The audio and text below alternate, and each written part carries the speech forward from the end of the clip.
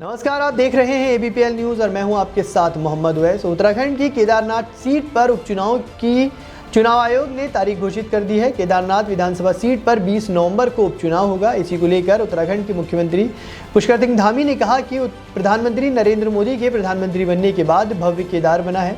2013 की आपदा के बाद केदारनाथ में काफ़ी नुकसान हुआ था, पूरा परिषद क्षतिग्रस्त हो गया था, जिसके बाद वहाँ पर पुनर्निर्माण के काम किए गए और आज केदारनाथ पूरे देश दुनिया का केंद्र बिंदु है। केदारनाथ में जो आज तुष्टीकरण की राजनीति कर रहे हैं वो केवल लोगों को बांटने की राजनीति कर रहे हैं। ऐसी राजनीति को लोग नकारेंगे और विकास की राजनीति को अपनाएंगे। केदारनाथ में हम बड़े अंतर के साथ जीतेंगे। देखिए, वो चुनाव बहुत ही ऐसी परिस्थिति में हो रहा है जब वहाँ से हमारी जो विधायक थी आदरणीय शैला रानी जी, उनका दुखद रूप से हमारे बीच से वो चली गई और इस परिस्थिति में हो रहा है। और केदार धाम माननीय प्रधानमंत्री जी के प्रधानमंत्री बनने के बाद जिस प्रकार से उसका नवनिर्माण हुआ है, पुनर्निर्माण हुआ है, एक भव्य केदार और दिव्य केदार बना है।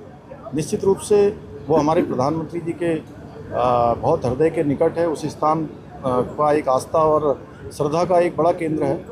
तो वहाँ के लोग विकास जो वहाँ पर हुआ है उस विकास को आगे बढ़ाएंगे। पिछले दिनों जो आपदा आई थी वहाँ पर, उस आपदा में भी जिस प्रकार से तेज़ी से काम हुआ है सब लोगों ने देखा है। और मैंने भी कहा है, वहाँ जाकर भी कहा था, पहले भी कहा था कि जितने समय तक केदारनाथ क्षेत्र को नया विधायक नहीं मिल जाता, मैं भी उनके विधायक के रूप में काम करूँगा।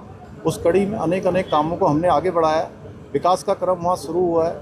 दूसरे चरण की यात्रा अभी प्रारंभ हुई है और इतना सारा 29 स्थानों पर सड़क मार्ग अवरुद्ध हो जाने के बाद, भूस्खलन होने के बाद, संपर्क कट जाने के बाद भी अब यात्रा फिर से जोरों पर वहाँ पर हो गई है। देश दुनिया के लोग यात्रा में आ रहे हैं, श्रद्धालु आ रहे हैं, तीर्थयात्री आ रहे हैं। हम सबकी सुविधा, सबकी सुरक्षा का विशेष ध्यान रखते हुए जो हमारे पहले चरण की यात्रा में हमारे होटल वालों को, घोड़े खच्चर वालों को, वहाँ के संचालकों को, जो यात्रा से जुड़े हुए लोग हैं, टैक्सी ड्राइवरों को, जिनका इस चारधाम यात्रा के कारण से अपना काम चलता था, थोड़ी बहुत परेशानी हुई। निश्चित रूप से हमने तय किया है कि इस बार की दूसरी चरण की यात्रा उनकी